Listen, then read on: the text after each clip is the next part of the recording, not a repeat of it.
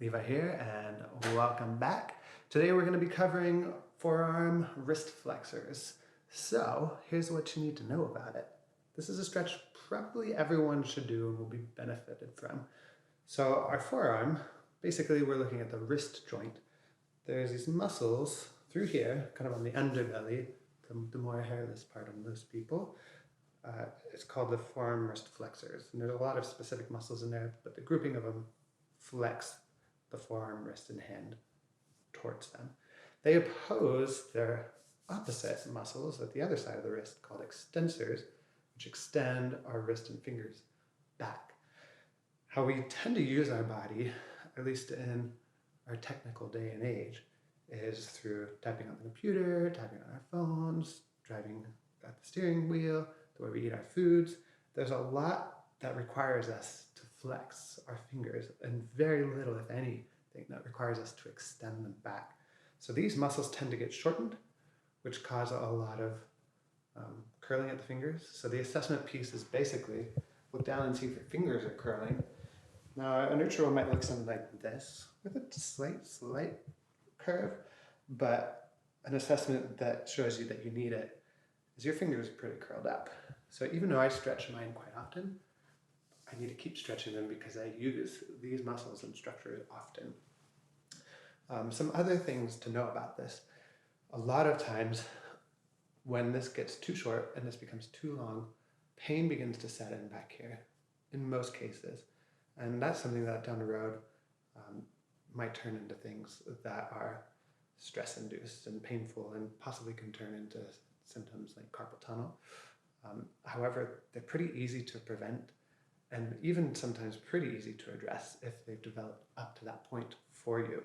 So whenever the pain is here, most people are tempted to work back here where the pain is, but I'm going to pose an alternate, which tends to be very productive and has helped the people I've shown it to, which is to open this muscle so that this one can then relax.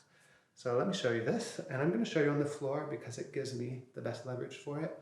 If you have a tricky time getting down on your knees, feel free to do this one over a counter, over your bed, over the arm of the couch, somewhere where you can get a little leverage on it and still feel safe in the rest of your body. Otherwise, follow along. So we're going to get down to the floor. And I'll show you with this hand just so you can get a good view of it. Let's start palm up, fingers down on the ground, and then flip your hand around. So right now, the top of my hand and my fingers are facing towards me. And if you notice, I'm not pressing my whole hand to the ground. I'm just letting my fingers live on the ground. And I'm going to take my other hand, like a horseshoe. I'm going to cup it around the back of the wrist. Now, when I teach people this, a lot of times they're doing something like this, which we don't want to do. So we're not grabbing our wrist, or they're trying to like press down on the top of the hand. We're not doing that. What we're doing and what we're looking to accomplish is to create some decompression or some opening at this joint so that it's not being pinched whenever we're putting that pressure into it. So the pressure on my body pushing down on that could cause some pinching down here, and that's what we're mitigating with this. So make an L or a horseshoe, hook it around like a bracelet, and then with this hand, I'm pressing towards the floor, not very hard, but just a little. And then with my body, I'm actually lifting up and away from the floor. So I'm creating space. The moment I do that, I start to feel the stretch happen right here through this muscle. It wraps around almost from like where my thumb comes up and then to my inner elbow, and that's perfect. If you feel it anywhere along there, great. If you feel it here within the bones compressing, that just means reset and give it that decompression a little bit more. So here I'm just going to hang out, take a few deep breaths. Now if you want to take this to the next level, when you breathe in, try to make a fist with this hand. Now obviously the floor is stopping you from that, but you're trying to make that fist and squeeze your fingers in. You're going to feel the activation of those muscles and tendons. And as you breathe out, imagine lifting the backs of your fingers off the floor this way. Again, not going to happen, but the activation of it is going to tell your brain to do some cool things, and you'll feel a bigger stretch in here. So let's do that again. Breathe in, make a little fist. Not really hard, you don't want to stress anything out, just a little bit.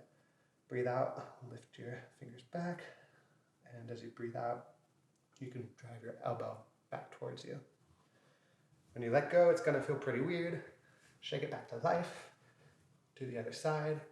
Really give each side anywhere between 3 and 10 breaths, whatever you feel like begins to release it. Now, again, as I encourage you with all the other stretches, we're not looking to make all the change right now.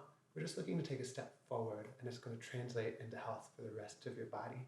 So if you know anyone who has some wrist issues, or you know someone who plays an instrument, piano, guitar, violin, whatever, or someone who has a job where they're working on the computer a lot, or someone who's driving often, or someone who just complains about their wrist, send this video to them. I think it will be a lot of help. And we'll be putting together a more comprehensive playlist just addressing the wrist, because you can go a lot deeper into some patterns that happen in the wrist. But until then, we will see you in the next video.